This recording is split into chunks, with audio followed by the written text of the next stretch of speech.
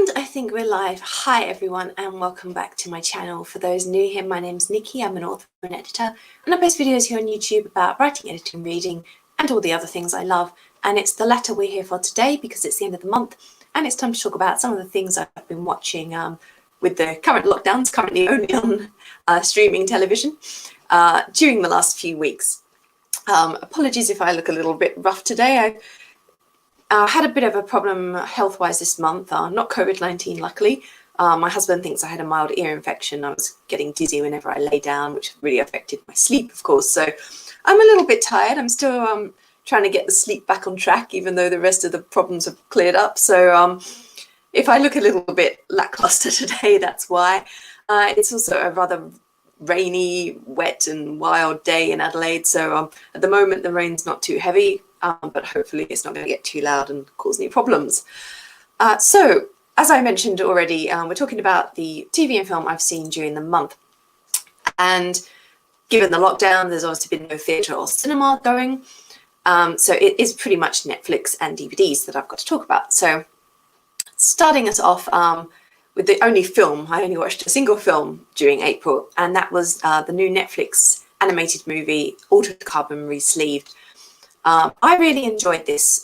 It's in Japanese, so it's literally an anime in every sense of the word, and I thought it worked really well. I liked the story, I liked the voice actors, I had no trouble with the style of the animation, and actually considering I'd loved season 1 of Altered Carbon and season 2 left me a bit, not certain, and so coming back I actually really enjoyed the storyline and everything that was going on in this animation. So if you're already an Altered Carbon fan, I definitely recommend it. If you haven't watched the live action series or read any of the books, then I think you probably could come to this fresh, but it will mean more to you if you have at least watched those first 2 series first, or at least the first series, to get the gist of the characters and the world in which it's set. Moving on, I also watched 4 series on Netflix, the first of which was Vampires. This was a Netflix original series in French, a fairly short one. I think it was 6 episodes, 6 or 8 from memory, and on the whole I liked it. It was a little bit slow the first episode or so, but then it really picked up. It was an interesting take on vampires. I liked the characters. There were 1 or 2 twists I didn't quite see coming. So if you're a fan of the vampire genre, it's definitely worth checking out because this is something a little bit different from the usual fare. And the remaining 3 I watched on Netflix this month were all Korean dramas, all Korean fantasy dramas to be precise. So the first of those was Diary of a Nightwatchman. Now this one is set in kind of Joseon era. I nearly said Japan, Korea. So there's awesome costumes and the hats. I don't know if I've mentioned the hats previously from Scholar Who Walks the Night and that, but I do love the Joseon era hats, particularly for the men. There's such a wide variety of exciting hats on display. So this was a story about a kind of dragon god. There were shamans, mystical swords and weapons, and all in all, it was great fun. It's a reasonably long one. I think it was 21 episodes, each going for just over an hour. So it's a bit of a commitment, but it is worth it. It was a good story. I loved the characters, plenty of romance, action, some emotion, but some humor too, as with most of the Korean shows. I do love the great blend they managed to get where they're making you cry one episode and laugh the next. And Diary of a Nightwatchman is definitely a really good one. Next up, Hotel del Luna. This one is about a hotel that caters to the recently deceased. So the spirits who haven't gone straight away off to the afterlife come to the hotel as kind of a transition period. And the hotel owner is a woman who, she's not quite dead, but she's not quite alive. She's lived for over 1,000 years as the owner of the hotel because she did some terrible things in life and her curse was to be tied to the hotel and to have to stay there. And she meets the young man who, she's actually made a contract with his father. His father came in and managed to wander into the hotel when he was hovering between life and death and tried to take a flower from a tree to take home to his son. and it's a bit of a Beauty and the Beast kind of thing. He's allowed to leave, but on the proviso that he gives her his son when the son comes of age. And so when that time comes, actually the son has been training to be a hotelier, just like by random chance, and he ends up sort of being coaxed into, I'd say, going to the hotel. And at first he doesn't like it there, but gradually things change, and as you would imagine, a bit of a romance blooms, and it looks like her curse might be broken and she might be able to go on to the afterlife. So that's the basic premise of the story. There's obviously a few bad guys and bits and pieces along the way. I won't say anything too much more to spoil it, but again, it's a fantasy, but really great mix of action and emotion and romance. So another one that I definitely really loved. And the final one for this month was Bring It On Ghost, which is another Korean fantasy. This one set contemporary again. And the main guy, Park Bong-pal, can see ghosts, and he's been able to see them since his mother died when he was young. And he ends up meeting the ghost of this, he's in college, and he ends up meeting the ghost of this high school girl who, when they accidentally are fighting, they end up semi-kissing, and she's had amnesia, but when she kisses him, she gets flashbacks of her life and what happened to her.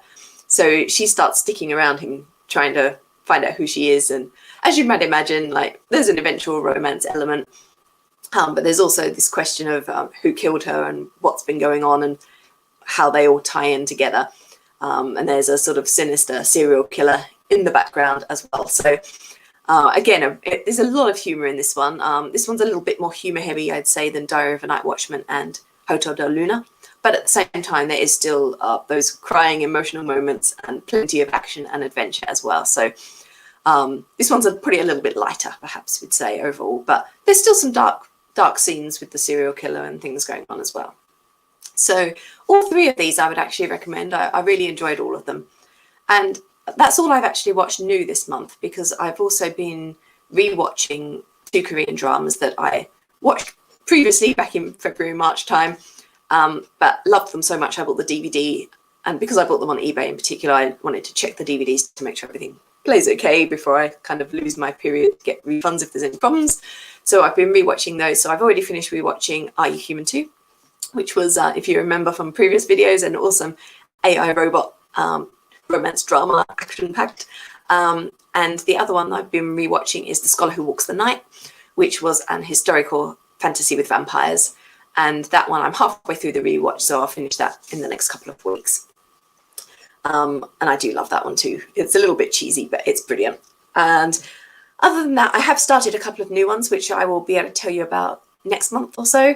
So I'm watching Rugal on Netflix, which is a weekly release one. So I think we've got about 3 more weeks to go on that. So I should be able to talk about that one at the end of May.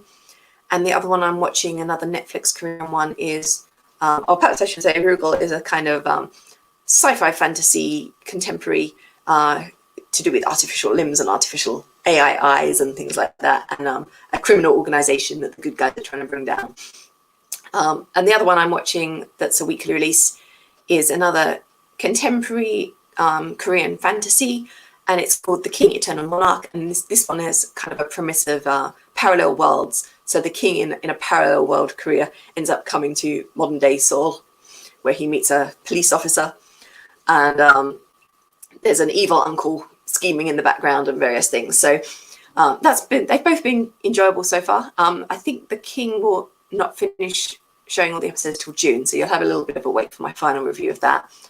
And I'm also watching Black Knight at the moment, which is not a weekly release. I'm just watching through that. I'm about a quarter through already, so I'll be able to talk about that one at the end of May. So that was my watching for April. In some ways it seems a bit of a lighter month, but a lot of these Korean dramas I'm watching are 20 odd episodes each, with each episode going for between an hour to an hour and a half. So they're a fairly lengthy watch, which is why I haven't gotten through quite so many as I have previous months, as well as those rewatches I've been doing alongside. So I will be back hopefully at the end of May. Now, they are fitting NBN in my area at the moment, which for those of you not in Australia is National Broadband Network. They're basically changing everyone over from the current copper cables and things to this. So it probably will lead to some internet disruption for me. I've pre-ordered a new package from my current provider, so hopefully the transition will be smooth, but potentially it could still be 1 to 2 weeks without internet. Hopefully it won't be that long, but that's the worst case scenario.